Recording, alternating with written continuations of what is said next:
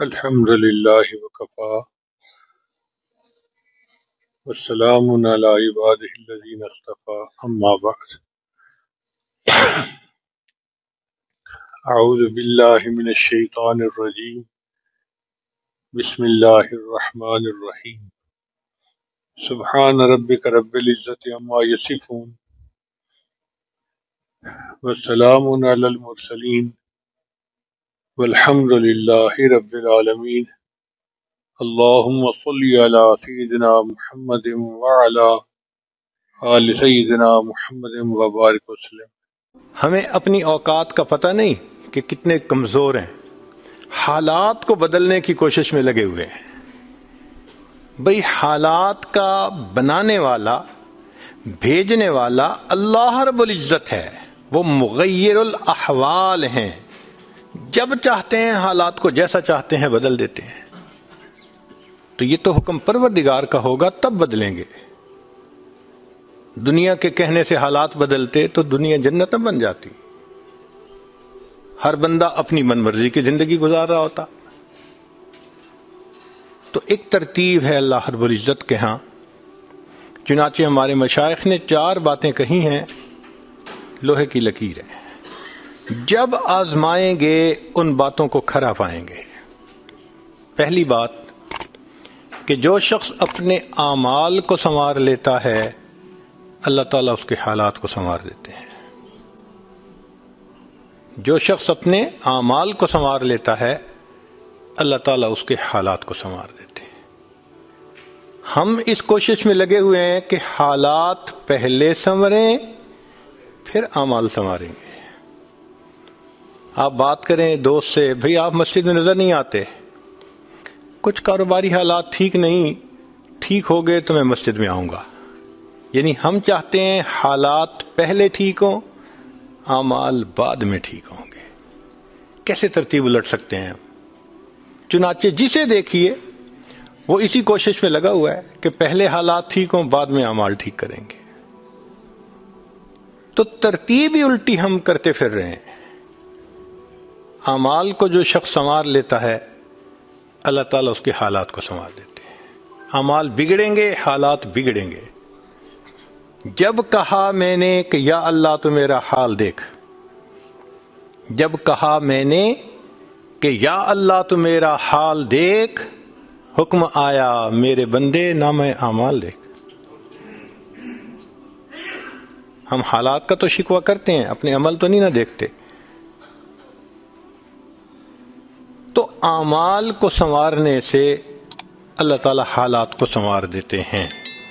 ہم اپنے اندر تقوی اور صبر و ضبط پیدا کریں، اللہ رب العزت ہر دور اور ہر زمانے میں تقوی اور صبر والے بندے کو فرش سے اٹھائیں گے، عرش کے اوپر بٹھائیں گے، تخت کے اوپر بٹھائیں گے۔ اب تقوی اور صبر کی طرف تو ہم آتے نہیں، چاہتے ہیں زندگی تو رہے جیسے ہم گزار رہے ہیں، حالات سیدھے ہو جائیں۔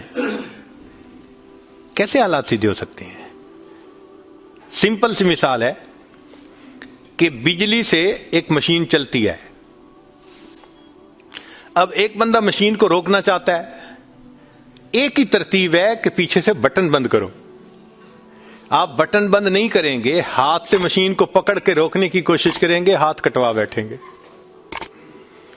سارا دن زور آزمائی کریں گے، مشین کہاں رکے گی؟ تو عقل مند بندہ مشین کو پکڑ کے نہیں کھڑا ہوتا، وہ سوئچ کو بند کرتا ہے۔ حالات کا سوئچ اللہ رب العزت کے ہاتھ میں ہے۔ تو ادھر رجوع کرنے کی بجائے کہ اللہ حالات کو ٹھیک کر دیجئے، ہم حالات کی مشین کے ساتھ کشتی کر رہے ہیں۔ کون ہمیں عقل مند کہے؟ تو پہلی بات، جو شخص اپنے اعمال کو ٹھیک کر لیتا ہے اللہ رب العزت اس کے حالات کو ٹھیک کر دیتے ہیں۔ دوسری بات، جو شخص اپنی آخرت کو سنوار لیتا ہے اللہ تعالیٰ اس کی دنیا کو سنوار دیتے ہیں۔ ہم پھر الٹے چاہتے ہیں کہ پہلے دنیا سنورے پھر ہم آخرت سنواریں گے، یہاں پھر ہم غلطی کرتے ہیں، دن رات دنیا سنوارنے میں لگے ہوئے ہیں، پزل بنی ہوئی ہے۔ ایک حصہ جوڑتے ہیں تو دوسرا ٹوٹتا ہے، وہ توڑتے ہیں تو پہلا ٹوٹتا ہے. ہر بندہ لگا ہوا ہے اسی کوشش میں. تو اللہ رب العزت کے ہاں ترتیب یہ ہے. اس کی مثال اگر دیکھنی ہو، صحابہ رضی اللہ عنہ کی مبارک زندگیوں کو دیکھیے. انہوں نے اپنی آخرت کو سنوارا، اللہ نے اس کے نتیجے میں ان کی دنیا کو سنوار دیا. بات کیا تھی کہ نہ کیسر و کسرا سے دبے چند وہ لوگ کے اونٹوں کے چرانے والے، اور جن کو کافور پہ ہوتا تھا نمک کا دھوکا، بن گئے دنیا کی تقدیر بدلنے والے. انہوں نے اپنی آخرت کو سنوارا، اللہ نے دنیا سنواری. کیسے؟ اطمینان. اتنا اطمینان کہ یمن سے جوان عورت چلتی ہے اور مدینہ طیبہ پہنچتی ہے، اور پورے راستے میں کوئی اس کی طرف آنکھ اٹھا کر دیکھنے والا نہیں ہوتا. اللہ نے مال و دولت کے اتنے ڈھیر عطا کیے تھے. انس رضی اللہ عنہ کہتے ہیں کہ میں لکڑی کاٹنے والے کلہاڑے سے سونے کی اینٹوں کو توڑا کرتا تھا. اب لکڑی کے کلہاڑے سے جو سونا ٹوٹے گا وہ تولوں میں اور گراموں میں تو نہیں نہ ہو سکتا. اللہ نے اتنی دولت ان کے قدموں میں ڈال دی تھی. بچہ پیدا ہوتا تھا، اس کا روزینہ متعین تھا. سیدنا عمر رضی اللہ عنہ نے ایک رات دیکھا، ایک عورت چھوٹے سے بچے کو روٹی کا ٹکڑا کھلانے کی کوشش کر رہی ہے، بچہ رو رہا ہے. پوچھا کیوں کر رہی ہو؟ کہنے لگی کہ امیر المومنین نے قانون بنایا ہوا ہے کہ جب بچہ دودھ چھوڑے گا پھر ہم بیت المال سے روزینہ متعین کریں گے، تو میں کوشش کر رہی ہوں. عمر رضی اللہ عنہ آئے، بہت روئے. صحابہ کہتے ہیں کہ اس دن فجر کی نماز پڑھائی، قرات کے اندر اتنا گریا اور بکا تھا کہ ہمیں سمجھنا مشکل ہو رہا تھا، اتنا رو رہے تھے. ہم حیران تھے آج امیر المومنین کو کیا ہوا. نماز پڑھانے کے بعد ممبر پر بیٹھے، عمر کے اوپر اللہ رحم کرے اس نے کتنے بچوں کی جان لی ہوگی. مقصد یہ تھا کہ میں نے جو یہ قانون بنایا تو کتنی ماؤں نے معصوم بچوں کے دودھ چھڑوائے ہوں گے اور وہ دودھ سے محروم ہوں گے میری وجہ سے. پھر اعلان فرمایا کوئی ماں بچے کو دودھ جلدی مت چھڑوائے، جس دن بچہ پیدا ہوگا اسی دن بیت المال سے وظیفہ متعین کر دیا جائے گا. آج سے 1400 سال پہلے ہے. تو انہوں نے اپنی آخرت کو سنوارا، رب کریم نے اس کے بدلے ان کی دنیا کو سنوار دیا. قرآن مجید میں اللہ تعالیٰ فرماتے ہیں وَلَوْ أَنَّ أَهْلَ الْقُرَىٰ آمَنُوا وَاتَّقَوْا، اگر یہ بستی دیسوں والے ایمان لاتے، تقوی کو اختیار کرتے، لَفَتَحْنَا عَلَيْهِمْ بَرَكَاتٍ مِّنَ السَّمَاءِ، ہم ان کے لیے آسمان سے برکتوں کے دروازے کھول دیتے. تو ترتیب یہی ہے کہ جو آخرت کو سنوارتا ہے، اس کوشش میں لگتا ہے، دنیا اس کا سایہ ہے. اللہ دنیا کو خود بخود سنوار دیتے ہیں، الگ سے محنت نہیں کرنی پڑتی. مثال کے طور پہ جو بندہ سچ بولتا ہے تجارت میں، اللہ تعالیٰ اس کی تجارت کو خود سنوار دیتے ہیں. قسم اٹھا کے یہ بات کہی جا سکتی ہے کہ سچ بولنے والا تاجر کبھی مفلس نہیں ہو سکتا.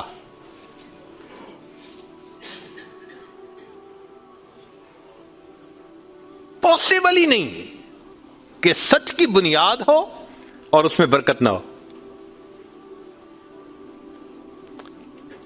تو دو باتیں، جو شخص اپنے اعمال کو سنوارتا ہے اللہ تعالی حالات کو سنوار دیتے ہیں، جو اپنی آخرت کو سنوار لیتا ہے اللہ تعالیٰ اس کی دنیا کو سنوار دیتے ہیں.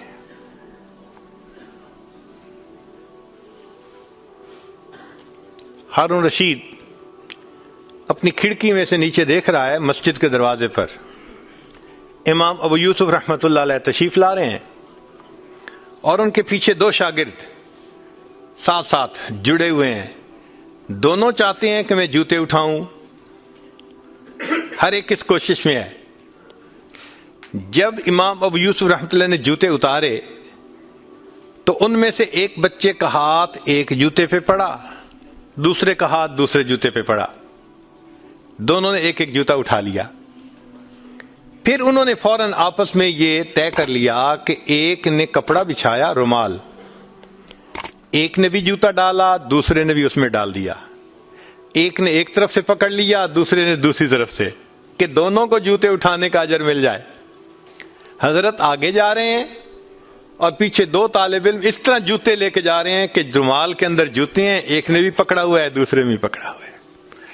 ہارون رشید نے دیکھا تو ٹھنڈی سانس لی۔ بیوی نے پوچھا ہارون رشید کیا ہوا؟ کہنے لگا یوں تو دنیا ہمیں بادشاہ کہتی ہے، ہمارے جوتے اٹھانے کے لیے بھلا کون جھگڑتا ہے؟ یوں تو دنیا ہمیں بادشاہ کہتی ہے، ہمارے جوتے اٹھانے کے لیے بھلا کون جھگڑتا ہے۔ جو آخرت سنوارتا ہے اللہ ایسے دنیا سنوارتے ہیں کہ دنیا جوتے اٹھانے کے لیے جھگڑتی ہے آپس میں۔ تو فرمایا کہ جو اپنی آخرت کو سنوار لیتا ہے اللہ تعالیٰ اس کی دنیا کو سنوار دیتے ہیں۔ چنانچہ ایک سیاح ہندوستان آیا گھومنے پھرنے کے لیے، اجمیر شریف بھی گیا، وہاں اس نے حضرت خواجہ معین الدین چشتی اجمیری رحمۃ اللہ علیہ کے مزار پہ دیکھا مسلمان بھی آ رہے ہیں اور ہندو بھی آ رہے ہیں اور سکھ بھی آ رہے ہیں۔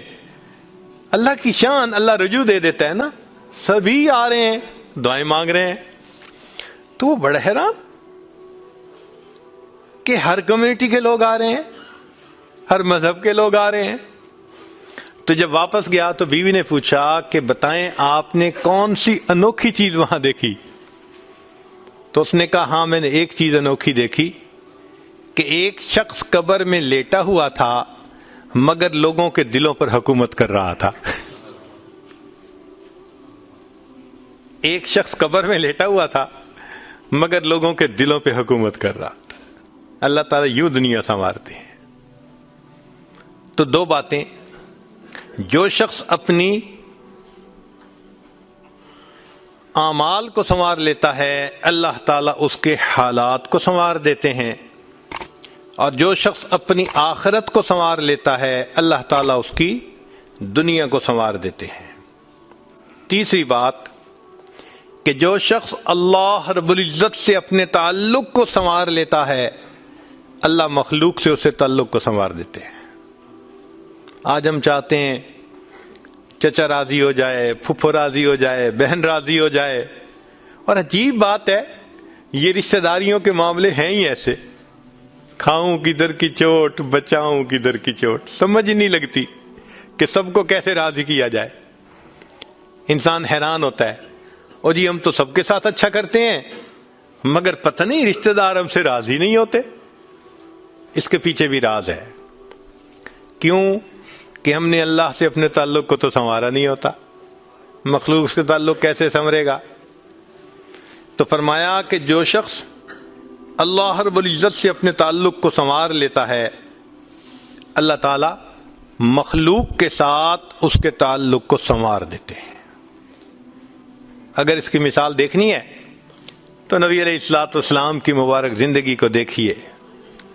ایک وہ وقت بھی تھا کہ جب اپنے رشتہ دار نبی علیہ الصلوۃ والسلام کو تکلیف پہنچاتے تھے، آپ بازار میں آگے آگے دعوت کا کام کرتے تھے اور پیچھے آپ کا چچا ابو لہب لوگوں کو کہتا تھا کہ یہ شخص غلط بیانی کر رہا ہے، تم اس کی بات مت ماننا، اپنے مخالفت کرتے تھے۔ ایک وہ وقت بھی تھا۔ پھر ایک وہ وقت آیا کہ جب اپنوں نے مکہ مکرمہ میں جینا تنگ کر دیا اور نبی علیہ الصلوۃ والسلام نے بیت اللہ کو دیکھ کر کہا بیت اللہ میں تجھے کبھی نہ چھوڑتا مگر مکہ کے رہنے والے مجھے یہاں بسنے نہیں دیتے۔ مبارک آنکھوں میں آنسو تھے اور اللہ کے حبیب جدا ہو رہے تھے۔ پھر کیا ہوا؟ 10 سال کے ہی عرصے میں حالات نے وہ پلٹا کھایا کہ جب آپ آ کر فاتح مکہ بن کر بیٹھے تو وہی قریش تھے جو قدموں میں آ کر پڑ گئے اور انہوں نے آپ کی غلامی اختیار کر لی۔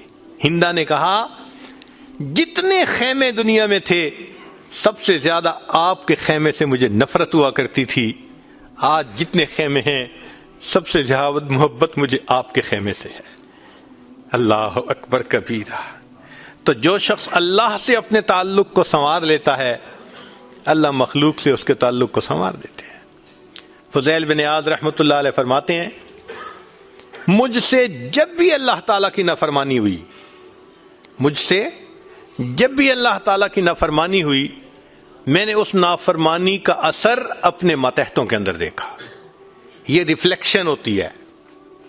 ہم اللہ کی نافرمانی کرتے ہیں، اللہ مزہ چکھا دیتے ہیں کہ اپنے جو ماتحت ہوتے ہیں ان کو نافرمان بنا دیتے ہیں. اچھا بھائی تم ذرا اس کو ایکسپیرینس کرو ذرا. وہ جی کیا کریں، بیوی سنتی ہی نہیں ہے، حضرت بس اولاد افلاطون بن گئی ہے، حضرت بچے نے ذلیل کر دیا ہے. کیوں شکوے ہوتے ہیں ہمیں کہ ہمارے ماتحت ہماری نہیں